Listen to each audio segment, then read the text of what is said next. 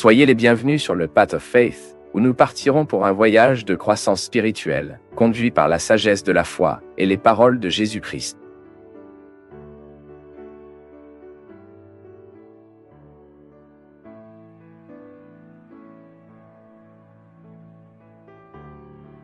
Plusieurs fois, nous tuons nos vies ou tuons l'opportunité de bien vivre, parce que nous ne sommes pas en mesure de lire la bonne lecture de l'heure qui nous demande. Parce que c'est de toute façon. Chaque jour, le temps nous demandera quelque chose.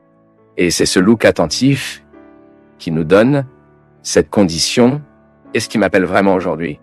Quelle est la réalité aujourd'hui qui est inévitable? Mon peuple, parfois nous sommes si négligents dans la perception de cela que parfois nous gaspillons un mois, un an, 10, 20 ans, mettant notre engagement dans une réalité qui n'était même pas pour ce moment. Et c'est pourquoi il est si intéressant de développer la capacité de dire non et de dire oui. Que ce soit une compétence que seule la maturité nous apporte. Que parfois, parce que nous sommes immatures, nous ne savons même pas comment dire non. Nous ne savons pas comment regarder les urgences du temps. Nous vivons donc pour plaire à l'autre. Non. Avant de plaire à l'autre, vous devez réaliser ce que la vie vous demande.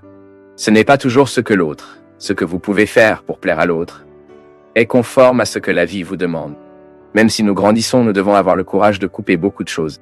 Les Écritures sacrées disent « le temps de tuer, le temps de naître ». Tout dépend de la perception vive dont nous devons avoir à regarder le moment présent et à découvrir ce qui mérite vraiment notre engagement. Combien de fois ai-je travaillé dans ma vie au mauvais endroit, dans la mauvaise question? Et puis, il n'y a aucun moyen d'être heureux. Il n'y a aucun moyen de trouver un contentement en sachant que mon engagement n'était pas là où j'aurais dû me consacrer. Il n'y a aucune possibilité que je me sente épanoui, de me sentir bien dans mes choix. Parce que ce qui me fera me sentir bien, c'est de regarder le contexte de mes choix et d'être à l'aise avec ce qui a été choisi. C'est intéressant car parfois notre mode de vie nous prive même de cela perception. Nous sommes très étranges pour nous. Ce n'est pas étrange pour l'autre, non. C'est étrange pour nous-mêmes. Étrange pour nous-mêmes. Le corps a besoin d'âme. Oui, j'ai besoin de soutenir ma vie. J'ai besoin de signifier mon sujet. J'ai besoin de mettre l'âme dans tout ce que je suis. Même dans la maison où je vis. Et la vie m'a appris que la maison n'est pas un groupe de murs. La maison est un sentiment qui me vient à l'esprit. Ce n'est pas seulement une construction de matériaux. Non. Quand je saisis ces murs que j'ai construits avec mon travail, j'identifie là l'âme qui me soutient. C'est un sentiment qui me vient à l'esprit. Je suis sûr que nous en faisons tous expérience. Lorsque nous ouvrons la porte de la maison, lorsque nous entrons, c'est un bon sentiment qui nous arrive. C'est l'âme. C'est à ce moment que la matière est pleine de signification. C'est à ce moment que nous commençons à attribuer un sens qui va au-delà des murs, des meubles, du toit ou de la dalle, du jardin, de la porte d'entrée. C'est un sentiment qui nous arrive. Et fait intéressant que la qualité de notre vie est étroitement liée à notre capacité à déposer une âme dans les choses. Je ne parle pas de cette âme, du sens le plus profond de nos vies, de cette dimension spirituelle qui me relie à l'éternité. Non, je parle de tout ce qui vit et a du sens de l'importance. Il apporte un sens ce qui est matériel. Nous utilisons donc insuffisamment le terme âme. Sachez que mes objets sont imprégnés par un sens qui va au-delà de la matière. Comme l'a dit Rubem Alves, il y a des choses qui sont plus que des choses, ce sont des choses qui nous rappellent. Mais maintenant, dans mon opportunité de mettre l'âme dans ce corps, dans cette opportunité unique que je dois vivre quotidiennement ma vie, et ainsi gonfler de l'air dans tout cela, tout comme je réalise cette autre âme des choses dans ma maison.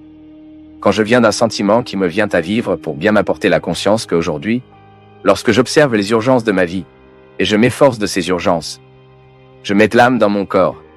Ah, Père, cette vue séparatiste ne correspond pas à la théologie cartière. Je sais, c'est juste didactique. Cette séparation n'est que didactique. Cela fonctionne tout ensemble. Le corps et l'âme sont, bien que ce sont des réalités distinctes, travaillent ensemble. C'est l'unité. Nous proclamons l'unité de tout cela. Maintenant, quand je me rends compte, quand j'identifie que je ne fais pas, que je ne m'efforce pas de bien vivre, je suis, oui, affaiblir les ressources de mon âme, qui sont précisément pour m'aider à vivre la vie de sa propre vie bien corps. Ils travaillent ensemble, mon peuple. Et nous négligeons souvent le respect du temps, comme dans l'Acte, il est dit, l'écrivain sacré parle précisément cela. Le temps de pleurs et le temps de rire. Il y a des moments où la vie elle-même vous montre la nécessité de pleurer, de jeter vos excès, de ne pas avoir peur de la tristesse, de permettre à cette tristesse de tomber en nous dans vos richesses, nous de savoir. Et ensuite le rire. Le rire n'est pas né par hasard. Nous avons déjà chanté cette chanson aussi, non? Je marche lentement parce que je suis pressé et apporte ce sourire parce que j'ai déjà trop pleuré. Le sourire est le résultat de la déchirure bien criée. Le sourire est le résultat final d'un processus de lutte que nous avons mis pour observer jour après jour quel est l'engagement ce jour-là me demande. Que dois-je faire aujourd'hui pour avoir le droit de sourire demain? Et c'est bien, tu sais pourquoi? Parce que, comme nous dépensons la pénure en sachant que ce sera constructif, peu de sourires naissent tout au long de ce processus. Lorsque nous parlons d'un sourire final, c'est juste une métaphore d'un processus de pluie. Eh bien, temps d'embrasser, il est temps de s'éloigner. Combien de souffrances, non? Pour comprendre la distance si nécessaire, la croissance de l'autre, c'est que l'enfant qui part à étudier ne peut pas conserver les enfants. Il est donc temps d'embrasser. Il est temps de prendre soin. Il est temps d'être ensemble. Le moment est arrivé, il est nécessaire d'étudier. Il est nécessaire de rechercher un avenir d'ici. Mon peuple, lorsque nous observons le mouvement du temps et ses urgences, nous entrons dans le contexte d'une sagesse non nerveuse à notre réalisation humaine. Temps de déchirure, temps pour coudre. Si nous n'avons pas le courage plusieurs fois pour déchirer certaines réalités, nous ne pourrons jamais vivre sa libération. Aujourd'hui, j'ai même écrit à ce sujet. Plusieurs fois, nous regrettons de perdre. Et quand nous observerons réellement ce que nous avons perdu, combien de relations doivent être déchirées afin qu'elles soient cousues plus tard dans la bonne façon. Faites tomber toutes les illusions que nous avons de l'autre ou toutes les prétentions que nous jugeons de l'autre. Non, l'autre n'a pas à répondre à mes attentes. L'autre doit être lui. S'il y avait une empathie avec moi, nous avons établi une relation d'amitié là-bas. Sinon, une relation de respect uniquement. Mais il faut déchirer. Nous devons vivre la confrontation. La confrontation qui provoquera alors une libération en nous. Quoi qu'il en soit, la vie nous demandera toujours une observation. La vie nous demandera toujours de nous calmer, de patience. Car nous passons à la hâte et nous ne pouvons pas les reconnaître. Vous êtes-vous arrêté pour y penser? Que parfois la vie ne fonctionne pas, c'est parce que vous ne savez même pas exactement ce dont vous avez besoin. Parfois nous sommes tellement en détresse, si en détresse, et nous ne savons pas pourquoi. Manquant pour atteindre le point clé. Il manquait de découvrir le point neuraldal là-bas, où le conflit commence réellement. Patience, non? Nous n'avons même pas de patience pour découvrir ce qui nous afflige. C'est c'est l'étrange vie que nous vivrons.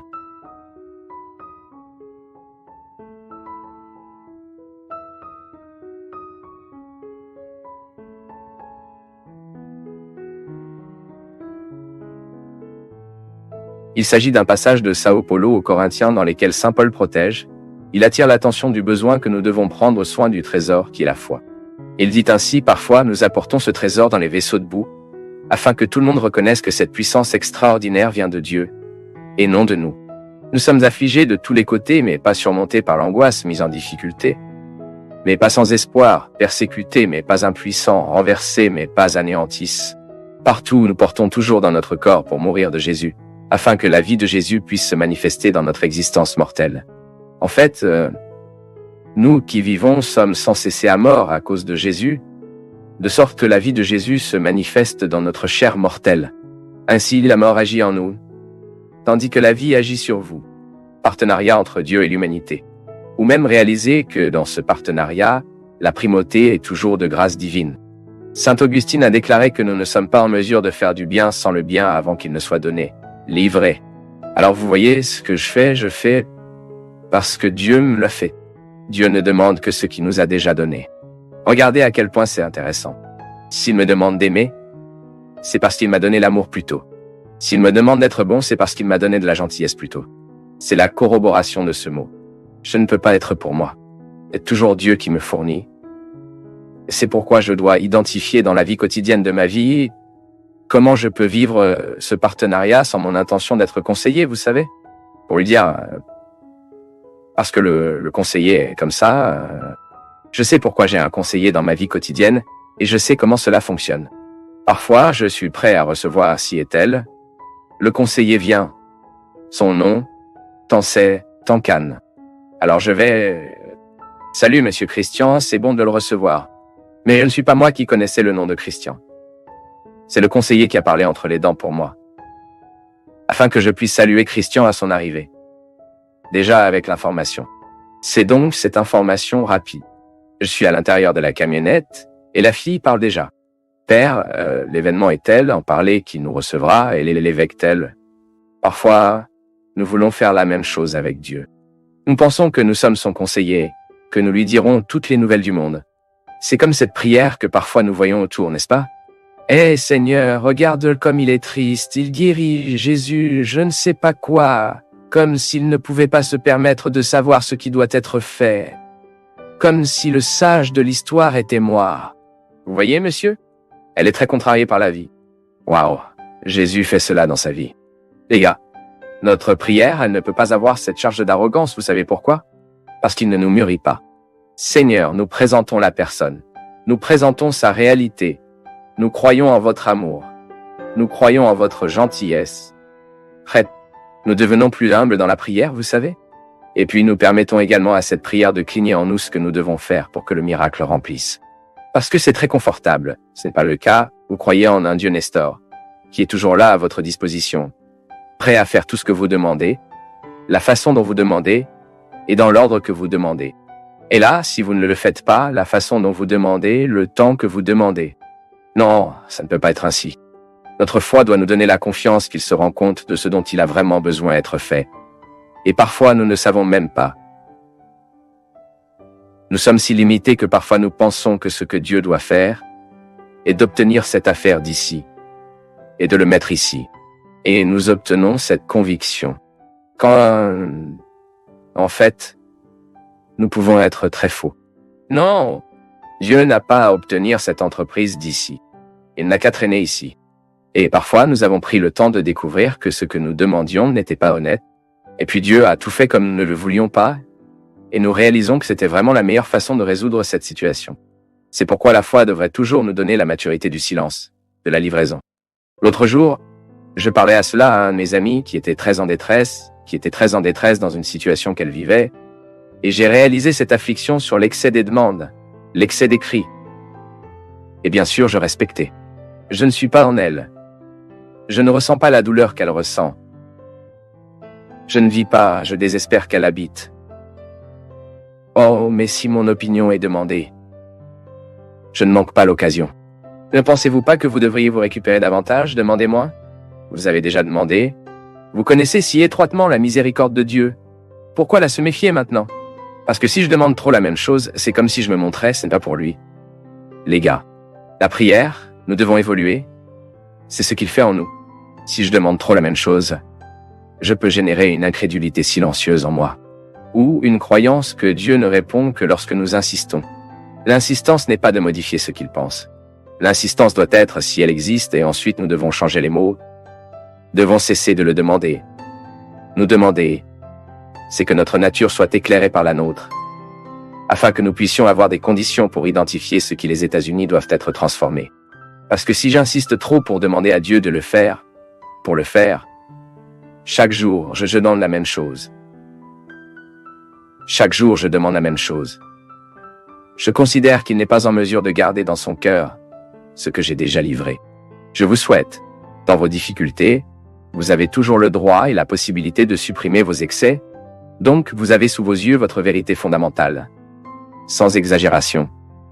Juste vous. Et à partir de cela, vous trouverez le mode de vie. Merci pour votre affection, pour votre attention, et que Dieu vous bénisse beaucoup. Que Dieu déverse sur votre cœur, sur votre maison. Pour quel exemple d'elle, nous pouvons aussi être un vrai chrétien. Amenez toujours Jésus sur ses genoux pour le présenter à ceux qui ne le connaissent pas encore. Si quelque chose est inquiétant, la première chose, que puis-je faire pour réduire cette préoccupation? Y a-t-il quelque chose de concret que je peux faire? Alors d'accord, vous avez mal, une trahison. Vous y êtes déjà allé dans le traître pour retourner ses ordures? Avez-vous quelque chose d'étouffement? Tout ce que vous devez résoudre dans votre cœur, le jeter à travers des mots, un cri, peu importe, n'importe quelle attitude qui peut réduire ce sentiment d'inconfort, nous devons le faire. La même chose est la préoccupation. Quand quelque chose m'inquiète et que je découvre cette préoccupation, ce que je peux faire pour réduire l'effet de cette préoccupation dans ma vie et le faire, alors je commence à résoudre, à ouvrir les portes pour se passer, pour commencer à passer. Car sinon nous le ferons répondre l'expérience qui ne vaut pas la peine. Nous conserverons l'événement.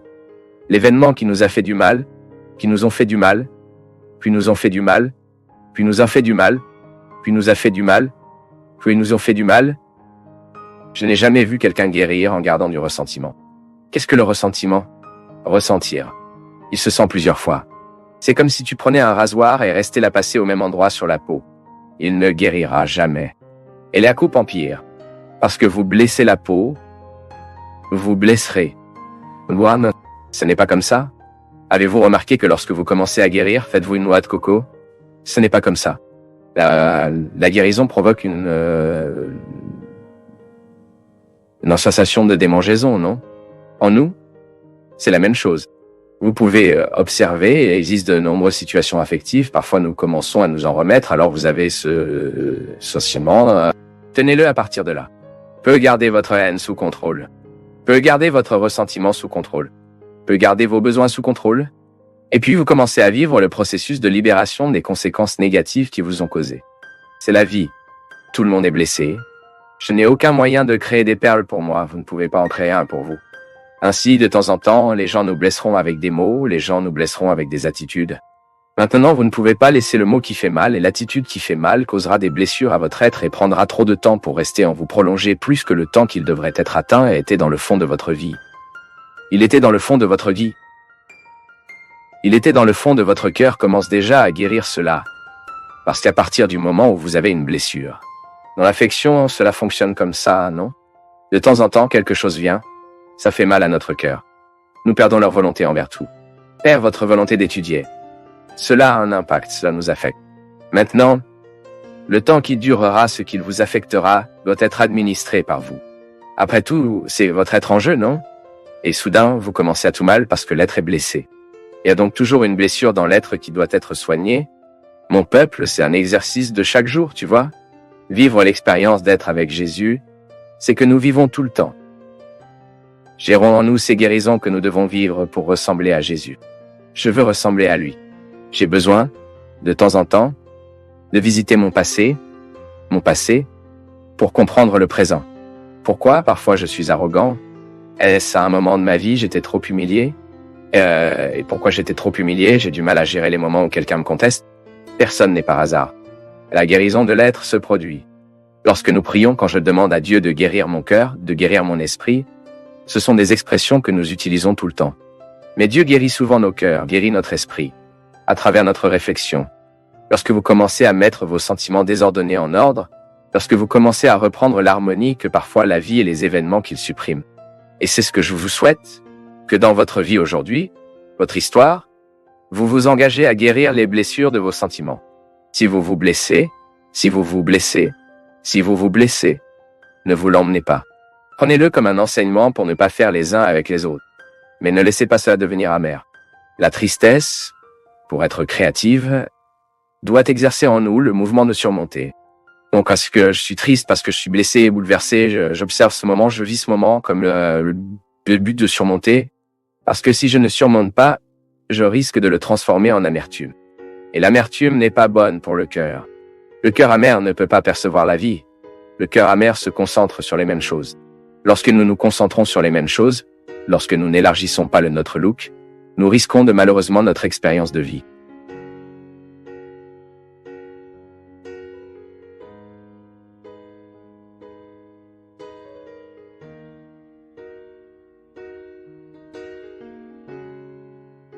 J'ai vécu une tragédie qui m'a beaucoup déséquilibré. Cela s'est produit dans notre famille le 30 décembre 2008. Mon 15 ans old, qui vivait à ma charge, s'est suicidé. Je vois deux aspects. Un positif qui est Jésus est dans mon cœur, m'exonère de la culpabilité que je porte. Mais il y a aussi un aspect négatif qui prévaut souvent, qui est le résultat de ma maladie, qui me dit que la culpabilité de sa mort est la mienne. Je ressens le désir d'aller dans le même bâtiment où elle s'est jugée et de répéter la même folie. Mais grâce à Jésus et à l'œuvre que le Seigneur a accomplie dans ma vie, mon courage de déplacer Dieu est manquant. Et je ne veux pas le détruire de ce manque de foi. Pour que le Seigneur comprenne mieux mon sentiment de culpabilité, je vous dirai, d'une manière aimante, succinct sur ma nièce Tatiana. Elle parle de la fille, que la fille était une fille très spéciale et très douce. Et malheureusement, elle est tombée dans cette absurdité de vouloir mourir, non? Et elle vit une terrible aggravation elle est accusée dans l'enquête de la police par son petit ami, le petit ami de Tatiana. Elle était à blâmer à cause du temps qu'elle a mis dans leur relation. Le garçon prétend que la fille en était insatisfaite. Le juge a mis fin à l'affaire pour ne pas avoir de preuves concrètes contre la tante susmentionnée. Qui est moi? Père, le sentiment que j'ai, c'est que toute la vie de Tassiana a été poussée dans un abîme, et j'ai donné la dernière poussée. C'est ce qui me tue tous les jours. Ma fille ne permet pas que cela se produise. Nous ne pouvons pas entrer dans le cœur de celui qui est parti, et nous ne pouvons pas connaître les raisons. Une chose est sûre, c'est une imbécile de penser que votre nièce vous tuerait, parce que vous mettez des horaires pour ces rencontres. Non. Malheureusement, ma fille, nos jeunes viennent. Vous disiez qu'elle s'est retrouvée entre ses mains juste à cause d'une histoire difficile que cette fille avait déjà. Le fils est la même maison, s'il n'y a pas de bien dans la fondation, ce n'est pas pied beaucoup. Et ainsi. Vous avez pris cette fille à un moment de sa vie alors que vous ne pouviez plus interférer avec ses fondations. Il est très difficile pour nous d'offrir une structure de vie à celui qui est déjà totalement perturbé. Je ne dis pas que c'est impossible. Il est possible d'aider, de donner une structure à celui qui n'a jamais eu. Mais ce sera beaucoup plus difficile. Et ici, mon peuple, je vais au-delà de la conversation pour que je puisse vous parler qui a un enfant. Prudent. Méfiez-vous de ce que vous offrez à cet enfant. Méfiez-vous de la maison que vous mettez sous les pieds de cet enfant. Tout cela que vous offrez aujourd'hui sera décisif pour l'avenir, en tant que jeune homme, en tant qu'adulte, quand il est âgé. Nous ne sommes pas par hasard, nous sommes le fruit de toutes les influences que nous recevons. Nous sommes nés et commençons déjà à recevoir ces influences. Et nous devons nous battre dur pour faire de notre maison un endroit où les gens se préparent vraiment. L'être humain doit être préparé. Nous ne réalisons pas la vie de toute façon. Vous devez avoir une structure. Et aimer, c'est précisément prêter cette structure. C'est pour accorder à l'autre la possibilité de grandir. Ne voulant pas se tuer, non? Parce que le suicide est lent. Personne ne saute pendant la nuit. Les motifs sapent nos cœurs. Je me souviens de l'histoire d'un garçon là-bas à Taubaté, déjà au cours de la dernière année de médecine, et j'ai été retrouvé mort accroché à une corde. Imaginez que vous, un garçon avec l'avenir à venir, au cours de la dernière année de médecine, a soudainement accroché là-bas, des mois avant l'obtention du diplôme. Cette corde n'est pas placée pendant la nuit. Cette corde est progressivement placée. Et si nous ne prenons pas attention, nous mettons également une corde autour du cou. La vie est l'expérience de condamner ou d'épargner. La vie est l'expérience d'accepter la condamnation ou d'accepter le salut. Passe le temps jusqu'à l'autre, mais il passe également dans le nôtre. Aujourd'hui, nous avons vécu des situations qui nous ont condamnés ou nous ont sauvés. C'est un cordat avec corde que nous mettons ou que nous prenons. Tout dépend du choix, de la sélection que nous faisons. La vie doit être tamisée, tout comme le prospecteur. Prenez ce tas de terre dans un tamis et lentement signale, jusqu'à ce qu'il voie s'il a une pierre précieuse ou non. Sinon, il jette tout et recommence. La fin de notre journée devrait toujours être une expérience minière. Regardez le tamis du jour, regardez tout ce qui s'est passé, tout ce que vous avez entendu, tout ce que vous avez vécu, toutes les situations auxquelles vous avez rencontré, tout ce qui tombait devant vos yeux, tout ce que vous avez vu, tout ce que vous avez entendu, et ne le gardez que si c'est précieux. Nous perdons beaucoup de temps à garder les ordures. Jetez. Ne prenez pas votre lit. Ne vous endormez pas quelle était la poubelle du jour. Sinon, vous tournez une corde autour de notre cou. C'est incroyable à quel point nous nous tuons lentement, lorsque nous ne jouons pas au tamis ce qui en valait vraiment la peine. Maintenant, si nous insistons pour tout garder, ce n'est pas bon. Alors nous mettons vraiment des gombas sur notre corde, dans notre cou. Et soudain, quand vous imaginez le moins, vous êtes prêt à mourir. C'est malheureux, mais c'est vrai. Les mauvais choix que nous faisons dans la vie représentent une corde que nous allons mettre dans notre cou. Je vois très heureux la récupération d'un neveu de mes neveux, que j'aime tellement, qui est Conradon.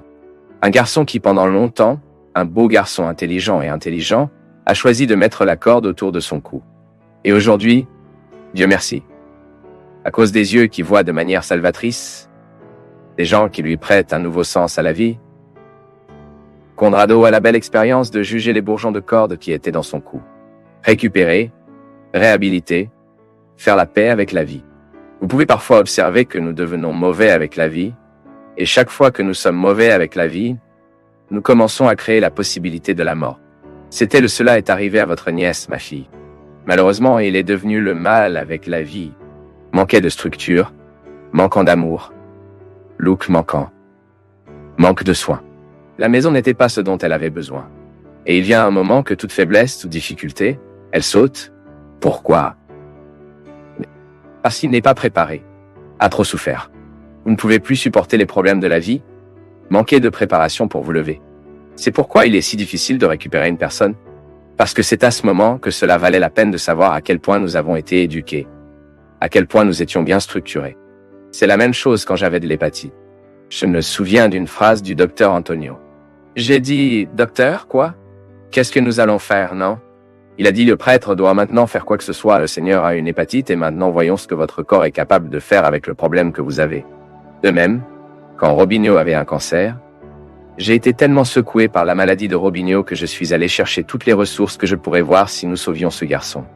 Et puis un de mes amis, qui est médecin, m'a dit, je lui ai dit, comme ça, et maintenant, pendant cette période de sa rétablissement, modifie son alimentation. C'est le passé qui sera décisif maintenant.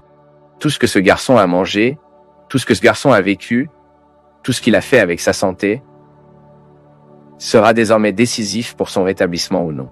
C'est mon ami? La vie est comme ça. Un jour nous met face au choix que nous avons fait. Donc, parce que j'ai eu l'occasion de sortir de cette horrible image, que mon hépatite compliquait trop, parce que j'utilisais des médicaments terribles à ce moment-là, très hépatotoxiques, non?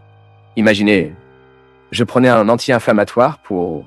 C'est déjà un symptôme d'hépatite, mais je ne savais pas que c'était... Je pensais que j'étais avec l'arthrite, l'arthrose. Cette balade. Je prenais un médicament hautement hépatotoxique depuis plus d'1 mois, quand j'ai soudainement découvert que j'étais avec l'hépatite. Imaginez un foie qui souffrait déjà d'hépatite, souffrant toujours de l'usure de médicaments anti-inflammatoires très lourds. La fragilité du corps est immense. Il ne peut pas... Parce que j'avais besoin d'une greffe. Alors quel est le combat? La lutte de tout un processus de santé qui, Dieu merci, je vivais ces derniers temps. Discipline de la nourriture, du sommeil, du travail. Je vivais bien. Dieu merci. Je suis tombé malade en ce moment que je vivais bien. Et puis mon corps a réagi. La vie est comme ça, mon peuple. Tôt ou tard, nous serons facturés pour ce que nous avons nourri en nous. Père Flavio, je m'appelle Emmanuel, j'ai 17 ans. Cela faisait 2 ans que mes parents se sont séparés. Et à partir de ce moment, j'ai commencé à réaliser que j'étais une personne négative. Je me retrouve toujours à penser que je n'ai jamais trouvé une personne qui m'aimera vraiment. Et avec cela, vient le faible estime de soi. Je pense que les gens ne me trouveront jamais belle, et j'en souffre, père. Que puis-je faire? Oh, ma fille, la lecture que nous faisons de nous est absolument importante pour nous de recevoir notre autre lecture de nous. Il serait très cruel de ma part de m'attendre à ce que l'autre m'offre, quelle est mon obligation à offrir. Donc, parfois, Emmanuel, nous avons du mal à continuer la vie, c'est parce que nous attendons à ce que l'autre nous apporte, que l'autre nous prépare, ce que nous devons préparer. Alors, quelle est la première réalité à être guéri? Suivez le mariage de votre père et de votre mère, que cela n'a pas fonctionné, et essayez de comprendre que ce n'est pas une règle pour vous. Parce que parfois, quand je vois l'échec du mariage de mes parents, je pense naturellement que la mienne sera également une expérience ratée. Parce que c'est l'exemple le plus proche que nous avons de nous. Vous devez donc laver ces vêtements sales. Nous devons réorienter cette vision. Oui, c'est vrai. Je serai toujours plus facile d'interpréter le monde à partir de ce qui m'a été offert. J'interprète donc le mariage du mariage le plus proche que j'ai... Si mon père et mon mère ne fonctionnaient pas, je dois penser que les mariages seront tous comme les leurs.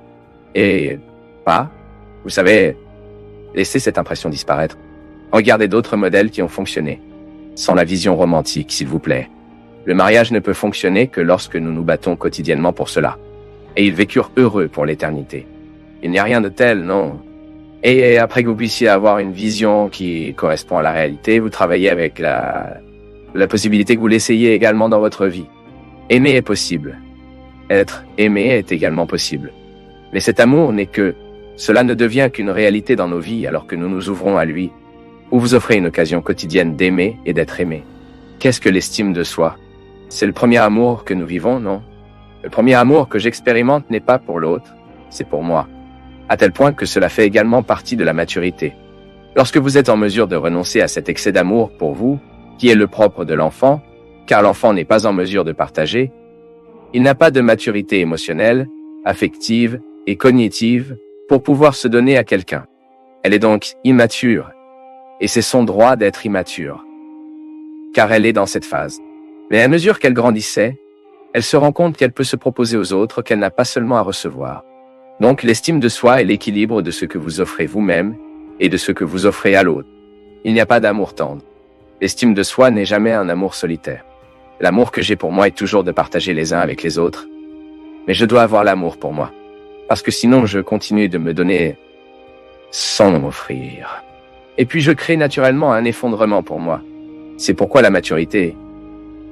Cela m'amène à comprendre que dans l'exercice de l'amour propre, j'apprends à aimer l'autre. Et aussi dans l'exercice de l'amour les uns envers les autres, je finis par revenir à l'amour que j'ai besoin d'avoir pour moi-même.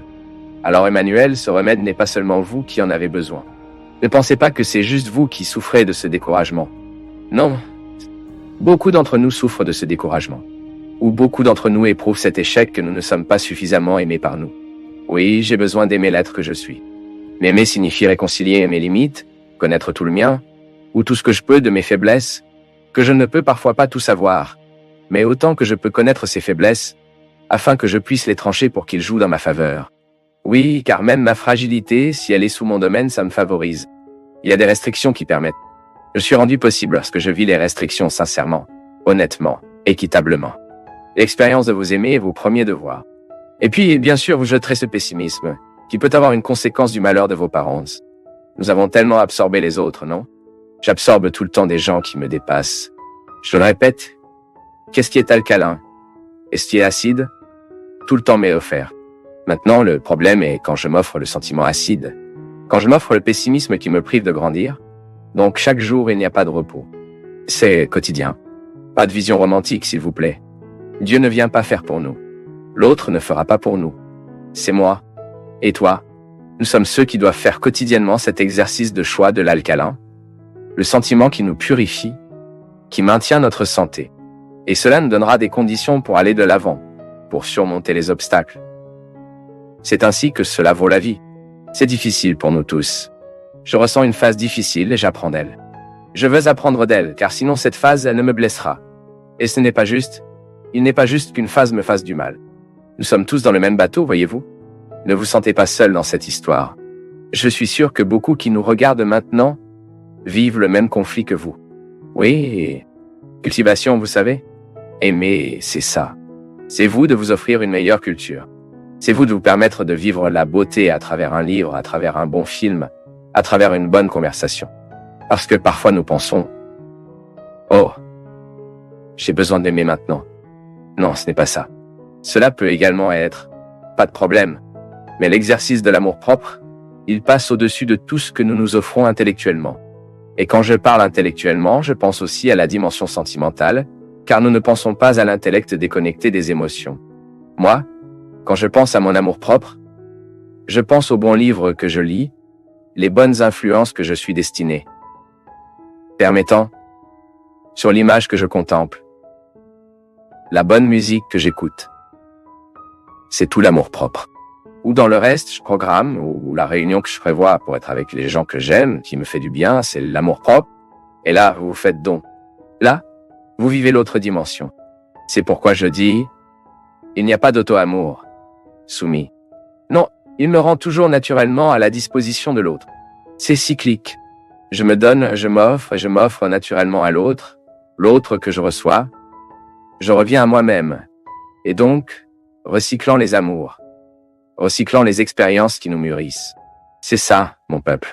La maturité est un processus de chaque jour, tout le temps. Et que Dieu nous bénisse dans ce projet. Parce que, après tout, ce que Jésus a fait tout le temps où il est allé mature les cœurs qui étaient devant lui, c'est avec nous de la même manière.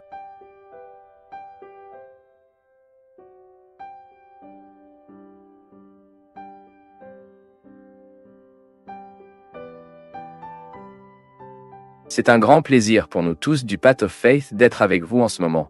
Veuillez partager vos impressions sur le sujet d'aujourd'hui dans les commentaires, soutenez-nous en aimant la vidéo et aidez à la diffuser en l'envoyant à vos amis. Abonnez-vous à la chaîne pour rester toujours connecté et recevoir nos nouvelles vidéos.